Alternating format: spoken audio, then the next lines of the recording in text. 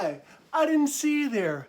I'm Dr. Pettis. You caught me polishing my brain. You can't let it get too dusty, you know. But I'm glad you stopped by. I got a few things I've been wanting to talk about with you. See, my friends and I, we had just been reading through one of our favorite books. Photo Manual and Dissection Guide of the Fetal Pig. Is that a coincidence or what? That's what we're going to be doing today. Talking about the fetal pig. And I just wanted to tell you a few things before we begin so you can relate it to yourself and your own anatomy. Because that's what we're going to be talking about today. Anatomy. We're going to talk about things you put in your mouth, swallow, digest, well, and poop. These are the things we do, you know. There's one thing you have to overcome as an anatomist. General vocabulary includes a few words you usually can't say. It's one of the benefits of being an anatomist. Very often on the job, I have to use the word sphincter, anus. Some of them I could get in trouble in this state of Georgia for saying them here in this movie, so I'll lay off on those. But we say them on the job, I'll tell you what. Sphincter and anus are just the introduction. So we're going to be talking about some of these things today. You've got more than one sphincter in your body, by the way. And we'll talk about a few of them, not all of them. We can't get to all of them in one class. But we'll be talking about sphincters. So I'm looking forward to meeting with you tomorrow, and y'all have a good morning in school. Oh, I'm gonna throw in one additional little intro thing after this. Splice it in, just for you. All right, take care.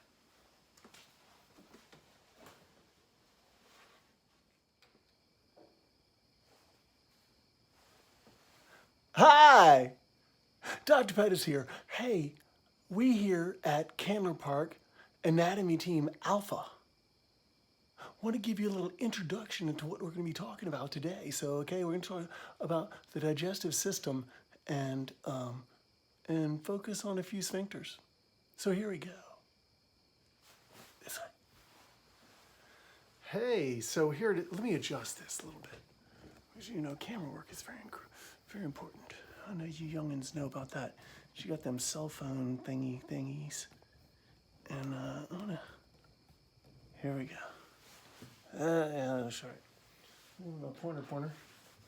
Hey, so look at this. Human digestive system. Now we're gonna be looking at the pig today, but it's very similar. We got a lot of the same parts. For instance, the food goes in at the mouth. And we're gonna look at the palate. That is the border between the oral cavity, or the mouth, and the nasal cavity, or the nose. Behind the nasal cavity and the oral cavity, we find the pharynx. Now this is a little different than the esophagus or the trachea, because this is where you have food and air together. That's right. Because in the trachea you have just air, and in the esophagus you have just food.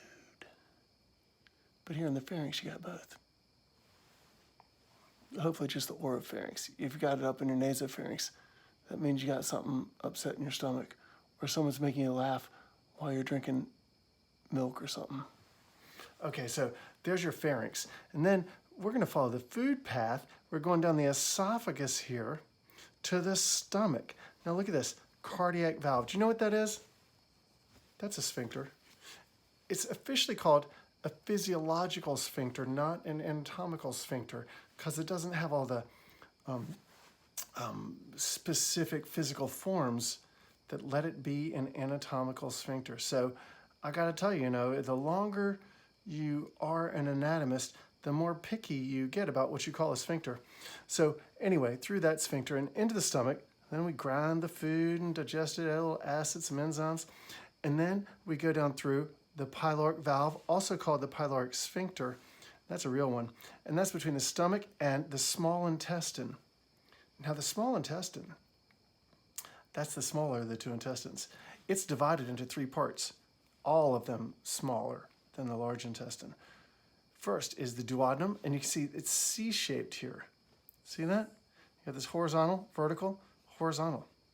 So there you go. It's a little ascending horizontal, descending horizontal.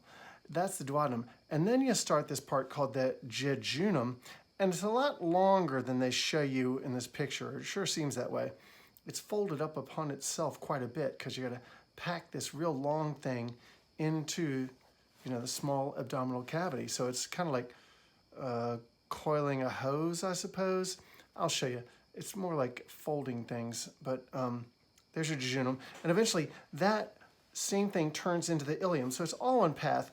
It's like any street in Atlanta, Briarcliff becomes Moreland, or Memorial, no, DeKalb becomes Decatur, becomes Marietta, and then it splits.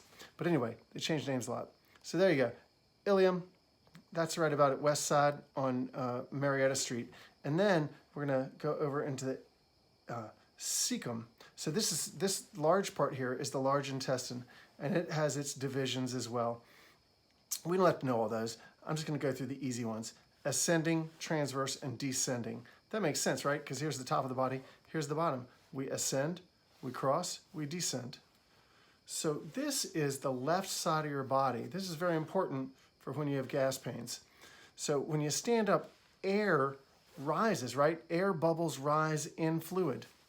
So if you have gas pains, which old people have a lot, it means that it usually means the gas is trapped up here and it can't come down, it can't descend down the descending colon. So what you want to do is you lay on your side so all the gas bubbles up here and then it comes down your descending colon. So you want to lay with your right side down and your left side up.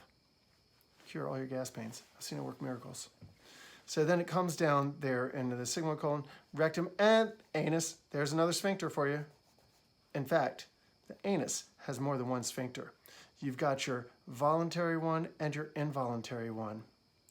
Your involuntary one is involuntary. Your voluntary one is the one where you really hold it, some of you really hold it down. I hope all of you learn to do that someday so you're not farting in elevators and all kinds of nasty, immature things like that. You got to grow up, people, and learn your voluntary sphincter.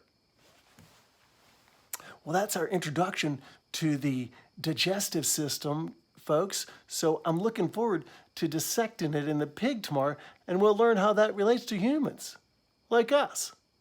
All right, I'll see you soon.